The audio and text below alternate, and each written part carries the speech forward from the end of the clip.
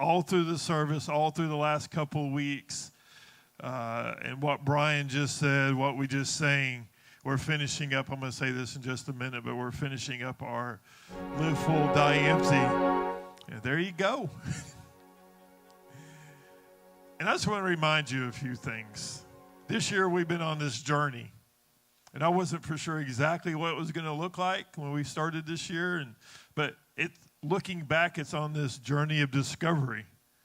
We started off talking about where are you? I've actually left the QR codes around the church, and you can actually just see those and scan them to remind you that where are you? Where are you on this journey? Where are you going? And are you actually have a plan? Do you have a destination? Or are you just hoping that one day is just going to be your one day?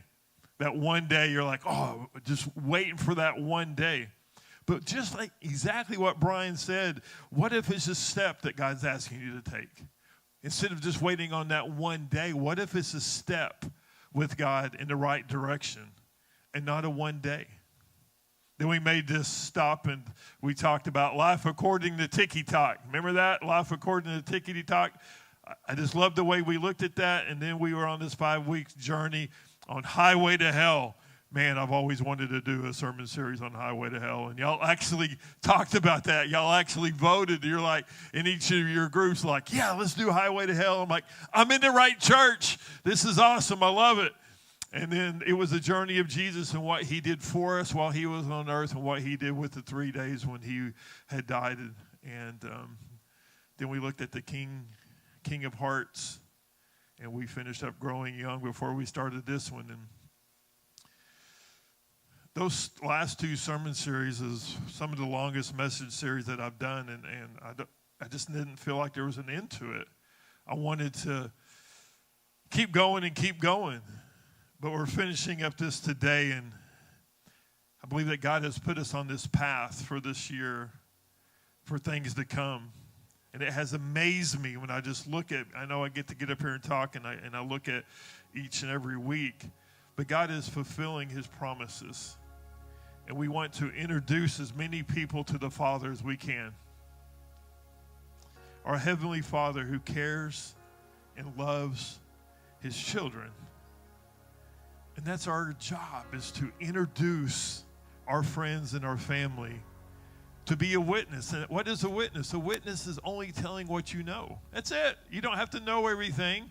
It's just whatever you know. This is who my Heavenly Father is, and this is what he's done for me. How many of y'all love music? There we go. I'm going to ask you a few questions, and I'm not going to make fun of you, okay? So I'm going to get this one out of the way. Country music fans, raise your hands. I'm not going to, oh, my goodness. Oh, look at these people over here. God, I said I wasn't going to make fun of you. I'm going to move on. Okay. Because I mean, here's the thing. Oh, never mind. I'm going to stay on track. Old school blues. There we go. I mean, stuff like this, when I think old school blues, like Stevie Ray Vaughan, people like that, I just love some of his stuff. So I'm going to throw jazz in there and classical together. Anybody jazz fans, classical fans? I like a little smooth jazz every once in a while. How about hip-hop, rap? I know this might not be the group. Yeah, we got 1 or 2 rap. And I know this one right here. I know we have some rock and roll people in the house. But that's a tough one, isn't it? That is a tough one, because if you say you like rock and roll, it just depends where you, I mean, like Elvis, the king of rock and roll, and the Elvis fans, woo! But then that's a long, wide road from Elvis to Guns N' Roses, right? I mean, that's what I consider growing up, the hair bands.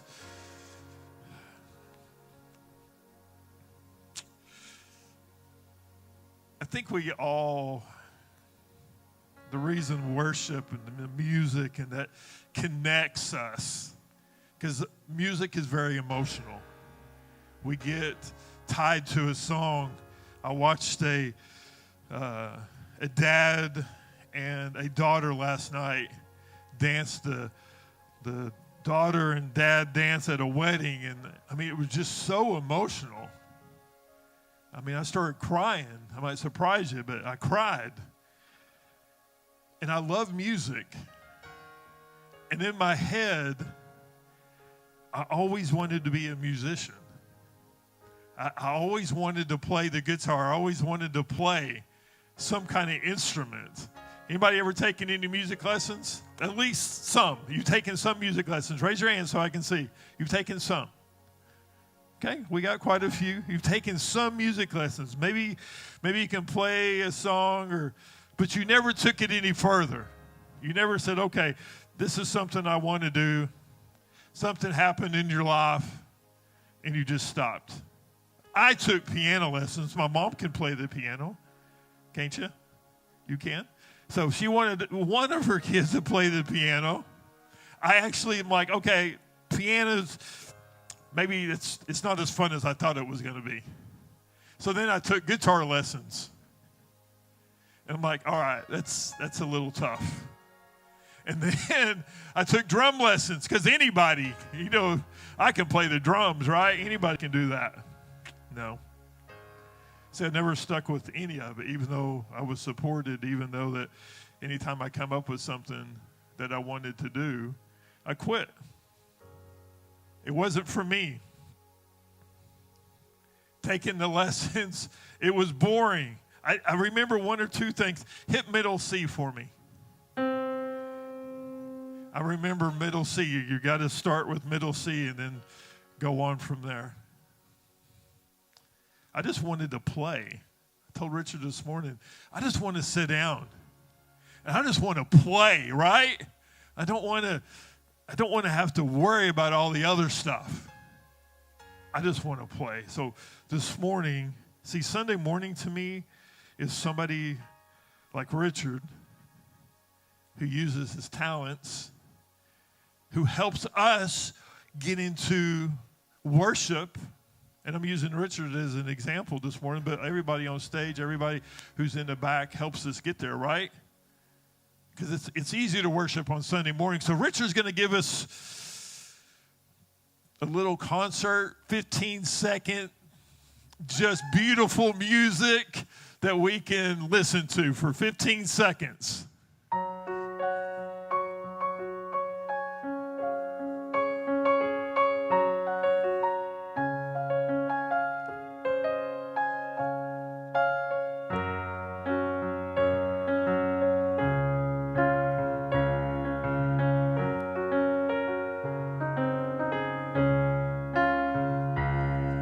Good job.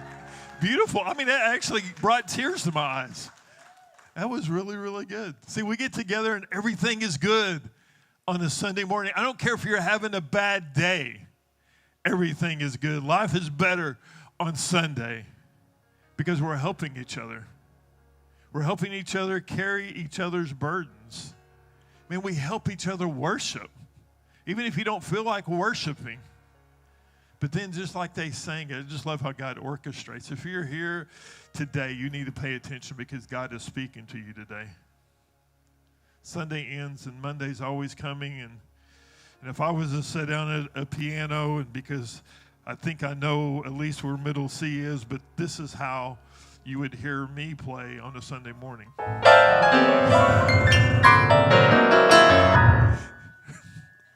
Good job. That's even better noise than I could have made. That is at least something that almost went together. That was actually good.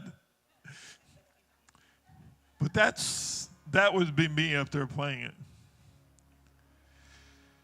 See, I love it when my life, personally, and my family's life is full of God's promises. I love it when it's full of joy and it's just running over. How many of you like that? Making you work this morning? Or how many would like that to happen in your life? Or maybe let it happen again? We all know things are not perfect in our life. And we all get tired because our joy has been robbed from us. And most of us would say here this morning that we serve a good God. We love him and he's good.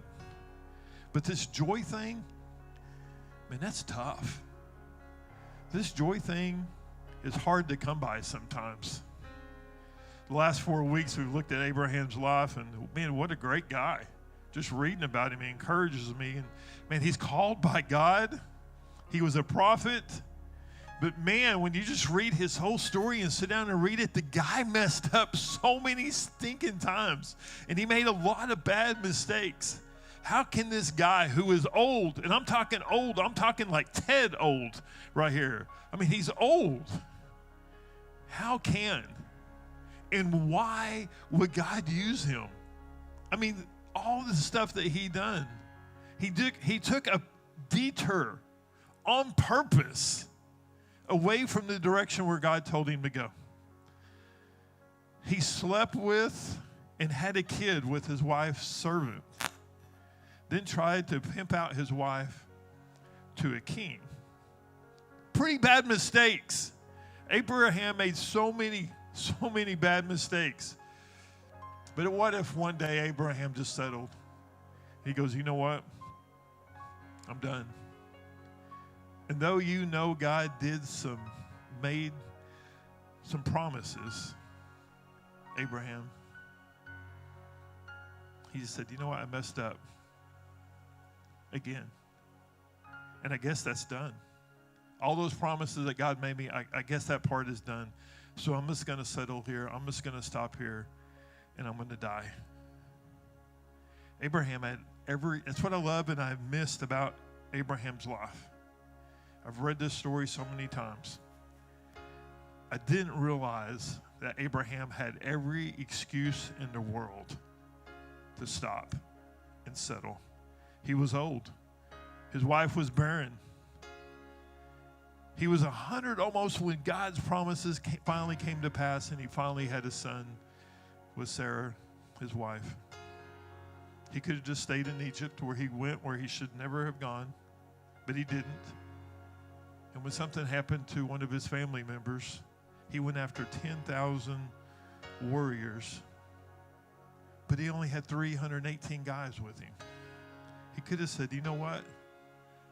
I'm going to stop right here. See, some of you have settled. Some of you had just enough piano lessons. And I hope you understand what I'm saying when I talk about piano lessons. Some of you had just enough piano lessons to know that it's not for you. Or you think you know everything there is to know about piano because you took lessons 20 years ago. And now you know everything. I'm going to ask James Qualls to come up, and he's going to talk to you just for a couple of minutes of what he's getting ready to do, what's getting ready to happen, and why he does what he does. I want you to give James Qualls a hand as he comes. Can I get a middle C? I don't even know what a middle C is. Thank you, Sean, for letting me talk a little bit this morning. This morning I thought about writing some things down that I wanted to say. And then I just decided just to shoot from the hip. And maybe I'll get said what needs to be said. My journey kind of started 60-something years ago, I guess, but raised by a good family that had Christian values. You know, a father and mother that loved me dearly. You know, and then you get through your teenage years and you kind of drift apart like maybe a lot of us have. But you know, there was always that seed planted, and eventually you come back to it.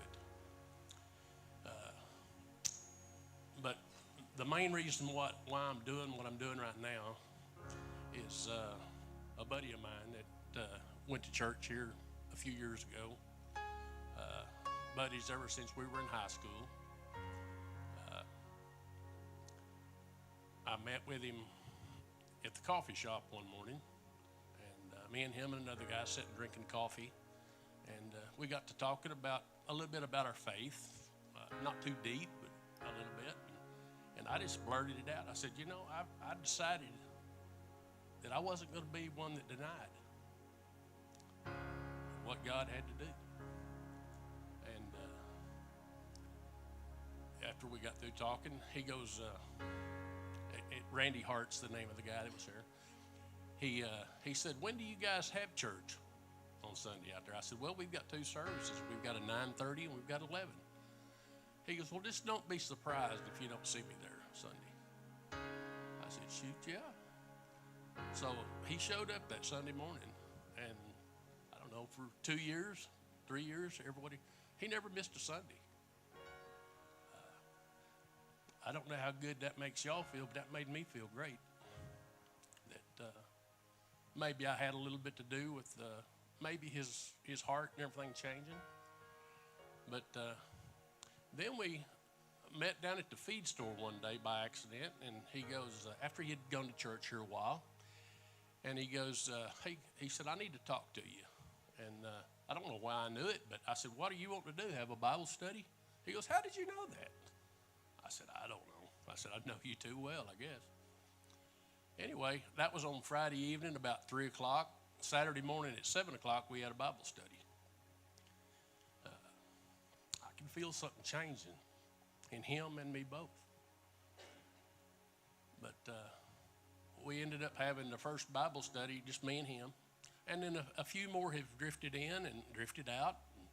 And 7 o'clock Saturday morning is probably not a great time to have a Bible study, but it worked for us. Right now, it's just 2 or 3 people showing up. But Chris and I's confidence in what we can do as a men's group is just as strong now as it was then. So, back during the past when Randy and I was talking before Randy died, a year ago, we talked about what we could do after listening to Sean's sermon on stepping out of your box and doing something a little bit maybe that you ain't used to doing. We talked about having something that promoted men, young men, boys. So before we could make that happen, we lost it. But also during that process, we baptized him out here. He said it was probably the greatest day in his life. I agree. It was one of mine. But so last year, a little bit before October there, we decided to have a family night out. And we headed over to the football field, had a man by the name of Ray Perriman come and speak to us. There was probably 100 people maybe there that night. I was hoping for 500. I got to thinking, whether you had 5 or 500, that one person might be there that needs to hear what we got to say. And I think he was. I think it might have been me. So we're going to do it again on September the 30th. And it's just going to be a men's deal. Not that we don't value women, because we certainly do. But I think in today's world, I think that the men, maybe through the past several years, have kind of dropped the ball a little bit maybe on spiritual leaders. And I'm no exception. I think I was too. So what we're wanting to do is have this night, have the men there. Man, we're hoping that everybody can make it from our church, but also, this thing is not a compassion event. I didn't want it to be a compassion. Even though I love my church, I did not want it to be about this church. Even though they're probably more help than anybody I could get. I wanted it to be about men in the surrounding areas, surrounding towns, locally in a way. But to be able to come with other men and just kind of figure out some things maybe that men, maybe we need to be doing as leaders. It does my heart good. We've been watching people like Ted Parkey and Dave, what they do throughout the years. But I think the future might be just a little bit brighter than what it was maybe when we were younger. Just recently, Chris was telling me that the junior high boys and high school boys gathered this week for a Bible study at school. 22 of them there. We didn't do that when I was in high school. I think we were almost, not that we weren't Christian kids, but we weren't openly Christian men and women. So, I think the future might be a little brighter than we give it credit sometimes. I think maybe that them boys and girls might have been born for the perfect time. I don't know that we could have done it, but I think they can. So, I'm confident that we'll be in good hands with our young men. That, Shaden back there bringing his family. I don't know about y'all, but that does me good. He's here every Sunday. He's doing the right things, I think. We're having this men's deal, and I think it's, I think men need to learn how to be men. I don't think we need to take a back seat to nothing. We need to step up and be a man. And it don't have anything to do with your stature, your size. Dave's not a great big guy, but I guarantee you he's a man. And I appreciate that. So I'll end with that I hope everybody can make it on September the 30th. I think we're going to have it at the rodeo grounds. Just kind of a night. We're going to try to feed everybody about 5:30. Service maybe 7:30, something like that. But man, pray for us that good things happen during this service. Ray really can bring a message that I think we need to hear. And all right, did I go 5 minutes? No. You did great. You did great. Awesome job. He just said something that, you all know this, and it's nothing against men, nothing against women. It's just God created us different. And the reason we're having problems in our culture, because men set the culture. Men, you set the culture in your house. Whether you come to church or not, whether you're tired or not, you set that culture if it's going to be coming. And so, James Qualls, he mentioned Randy Hart, Chris Delbeck. If you talk with them, can't talk with Randy. He's already, he would sit right there in the second row, and he said, Sean, my knees hurt a lot. He goes, but I don't want to sit down because I don't want people to think that I don't like the song or I'm mad at somebody. So he would stand in pain as long as he could. And then finally, he would sit down. And those three guys, you ask them, they have messed up quite a bit in their lives. They're running the race with Abraham, messing up. But they all found something that they want to share. And it's just this thing called amazing grace. See, this is not just for some. It's for all. This amazing grace. And it's time. It's time to really understand and move and live and walk and share in God's promises for our lives. It's time to move on from the hurt. You have lived in Pain Town for too long. Quit settling. The reason you don't have joy is because you're still living in the pain from yesterday, the hurt from yesterday, the fear from yesterday. Joy does not stay in yesterday's problems. Joy comes in the morning. It doesn't stay in yesterday's problems. This is the only verse that we're going to have today. It's short. Psalms 30, verse 5. Weeping may tarry for the night. You ever been sad at night? Cry yourself asleep at night. But what comes in the morning? Everybody say it. Joy comes in the morning. Your joy is refreshed every day. It's new every day. You don't get to bring it in from yesterday. Today is new. Today, if you don't have joy, it's because you're living in the past. That's it. It's simple. People can steal your joy if you let them. You know that? Let me ask you a question. I need you to get this today.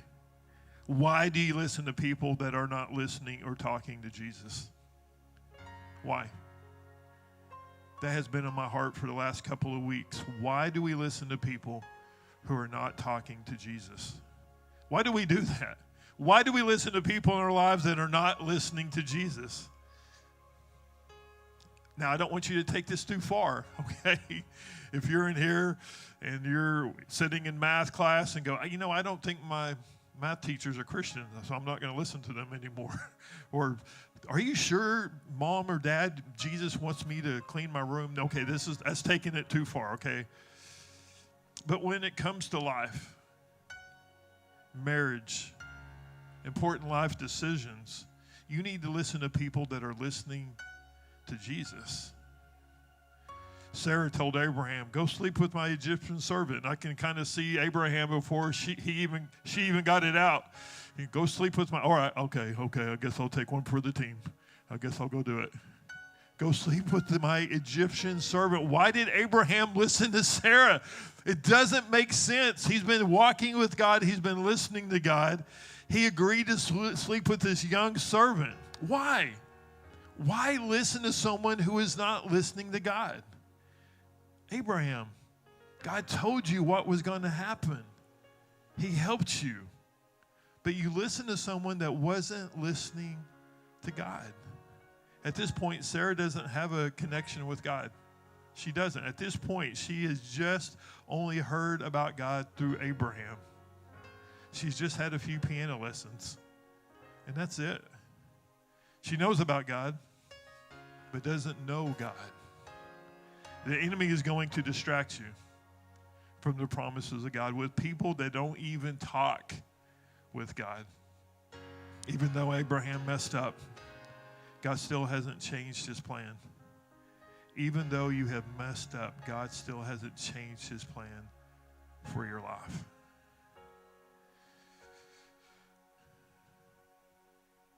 I'm going to ask Morgan Phillips to come up and share 34 minutes? No, wait, 3 or 4 minutes about why she does what she does and maybe a little bit about her story. Give Morgan a hand.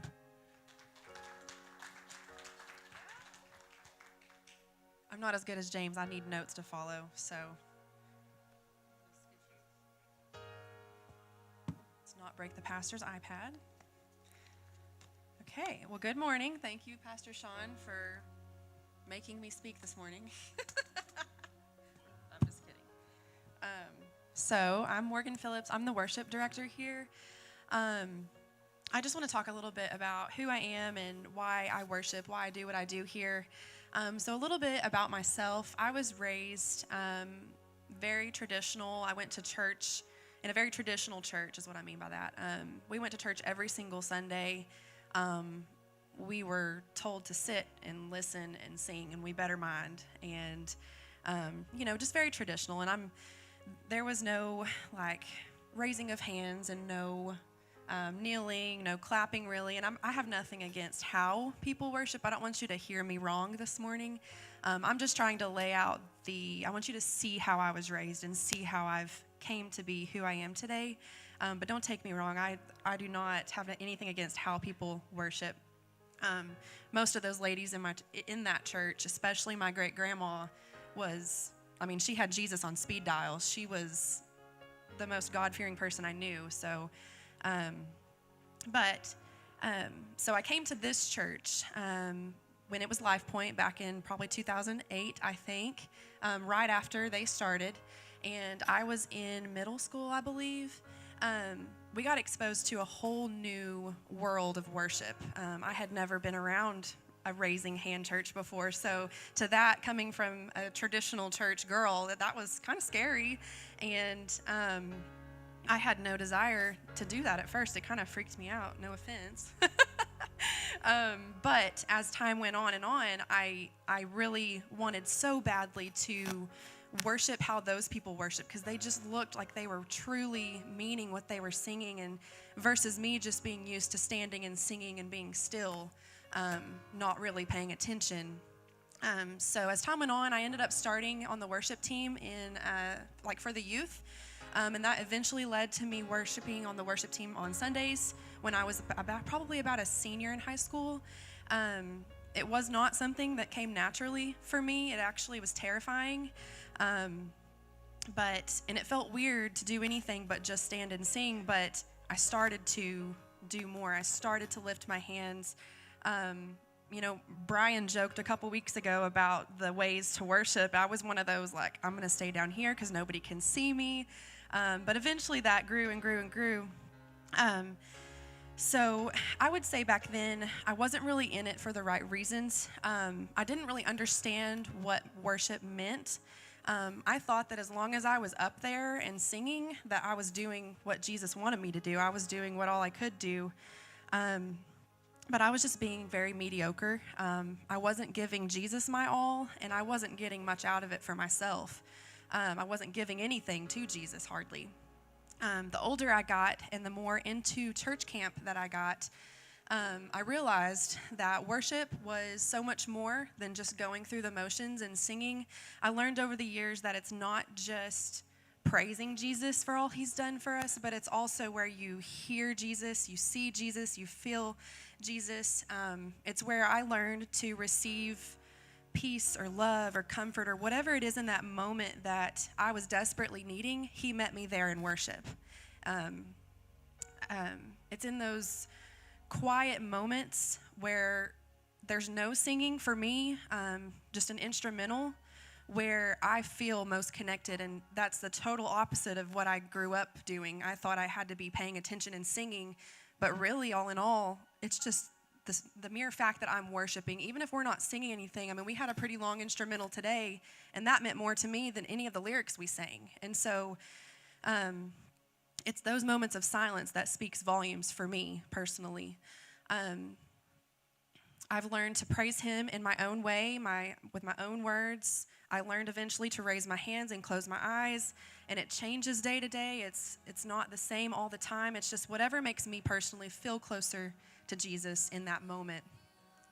To me, if I can clap and jump at a concert, at the Jonas Brothers concert, and I can do that for them, but I can't come here on a Sunday morning and at least raise my hands, how does that make any sense? Because God created the Jonas Brothers. So to me, I'm like, that's all I needed was, if I can do that at a concert, then why in the world am I not able to do that here for the one who created me?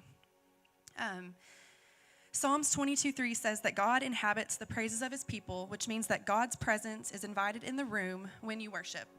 He is here in this place with all of us. Shouldn't we be giving our all as if he's standing right here? That also means that when his presence is here, Satan has no choice but to flee, which means those lies have to run. The darkness has to run. So whether it is that you're like me, a quiet, traditional church girl who was afraid of worshiping differently, or if you're already a seasoned worshiper, I challenge you this morning to worship how you were created to worship, whatever that looks like, and it's different for everybody.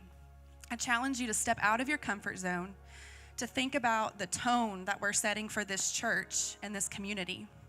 If you are timid in worship, so will everyone else. Everyone else is going to follow kind of what we're setting forth. If we're all scared and timid and not giving it our all, then our kids are going to do the same. Our youth are going to do the same. I personally feel like recently this church is about to hit a huge breakthrough in worship. I don't know if anyone else feels that, but I really, really feel that we are so close to something huge in our worship. With all of that being said, what we do up here on the stage is not easy. We have to practice. We have to put in the time to make it what it is. We could practice 1,000 times, and it could still very hard. We get tired, we mess up, we get sore throats, we play the wrong keys, we have a ton of technical difficulties, way more than we really want. Right, Tammy? And we also get in seasons where we want to break. And all of those feelings are valid, all that's normal, and it is okay to take breaks when necessary. But we can't sit on that excuse forever. We have realized that our calling from Jesus is more important than what we think our calling should be. I'm going to say that again. You need to realize that your calling from Jesus isn't always what your calling, sorry. I'm going to do that again. You need to realize that your calling from Jesus isn't always what you want your calling to be. What he has for you is more than what you could make up. What he has for you may just change somebody's life. But if we're timid, we may not ever get there. I know that we've said this a lot, but we don't do what we do up here to put on a concert. We don't do it for praise about how good the song was or how bad the song was. We definitely are not putting on a show. We are worshiping just as much as everybody else in this room is, and we need your help. We need those of you with callings to step up. I saw a post on Facebook talking about how a lot of churches are shorthanded in this season, and it is the truth in some areas. Even if you just want to serve once a month, or even if you're scared of being on the stage, we've got plenty of options for you behind the scenes that we desperately are needing help for. And it doesn't just take one person, one pastor, one singer, one pianist, one sound guy. It's everybody. Everybody works together to make this what it is. We can make a difference in what our atmosphere feels like here when there's an army of people standing firm together in worship and who aren't afraid to serve. So if you would like to be a part of something more, even if it is a behind-the-scenes type position, please, please, please reach out to me. Please grab one of these Next Step cards. They're in the front. Me and Tammy laid out a bunch. It has check boxes on the back, and it literally has you check which part of worship that you are interested in. We always have positions open. We all are on a schedule. We rotate, so there's not one spot up here that isn't available. It's not like we're asking you to serve up here for the rest of your life. We understand that things come in seasons, but don't waste another season if you're feeling a tug at serving. But thank you so much for letting me talk this morning. So I'm done. Great job.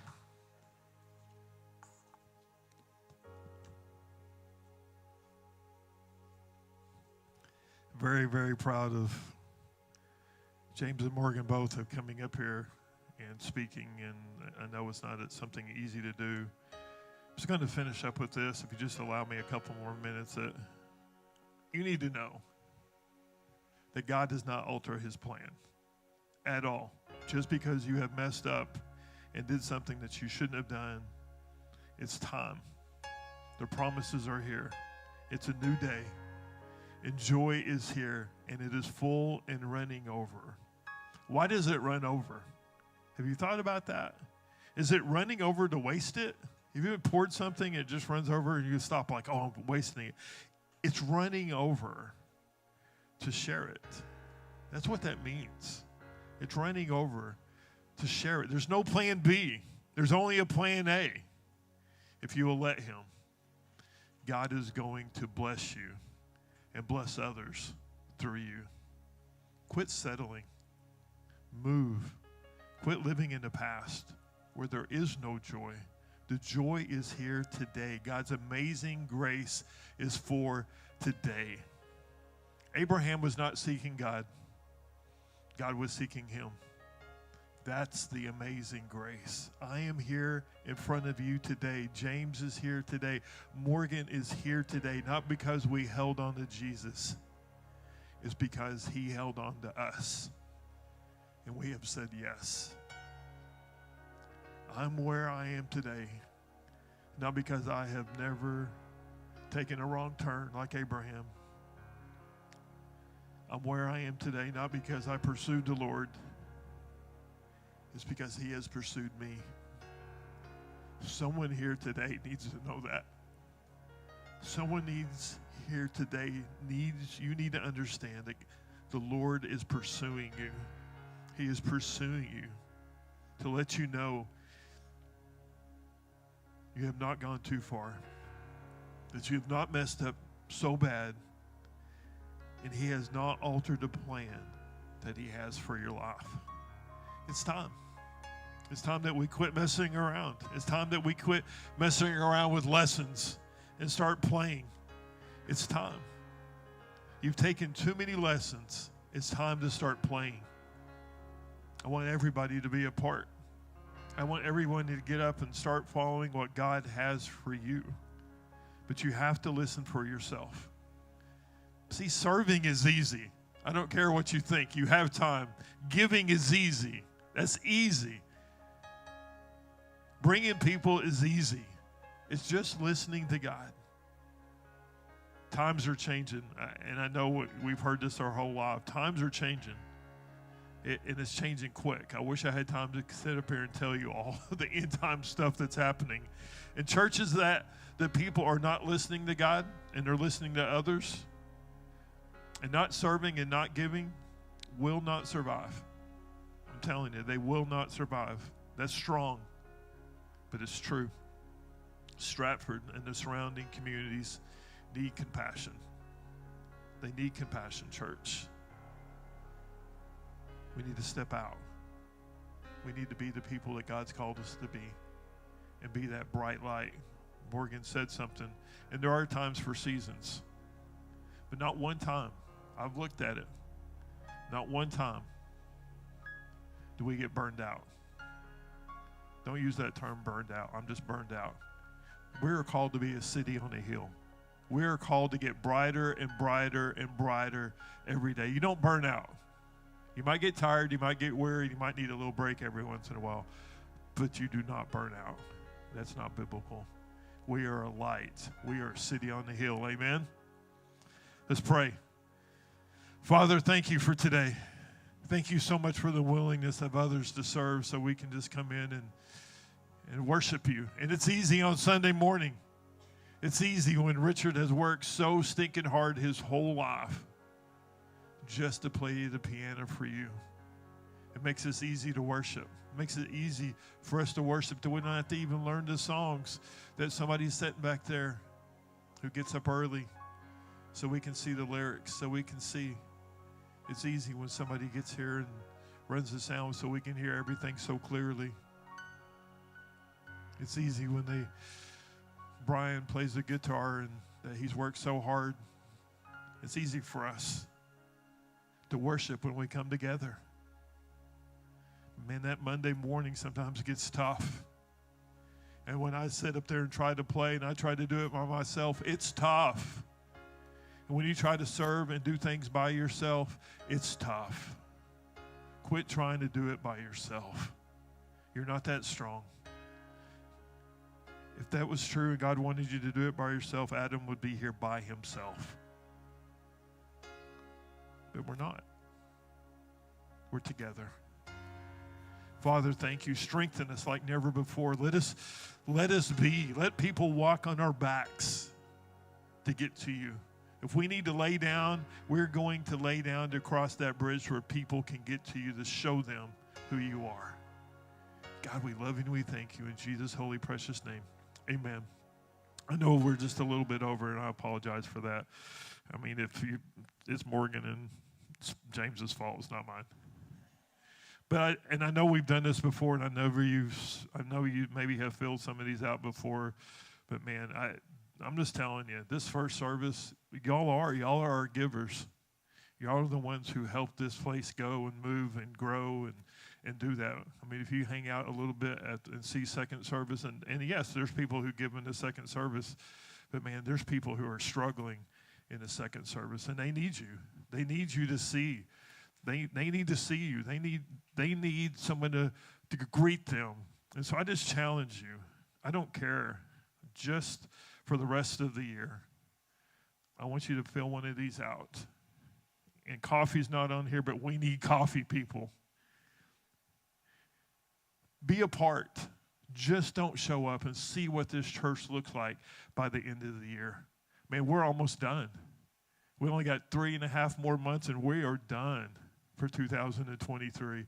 Just give a little bit back. Fill this out. There's some here. I'm going to throw them up here. Don't leave until you grab one. James is back in the back. He's going to dart you and drag you into a dark room in the back if you don't fill one out. He's already got his instructions. So just everybody stand. Thank you so much for being here. Challenge each other. If you see someone walking out with hasn't filled out a card, say, hey, where's your card, you slacker? All right, have a great, wonderful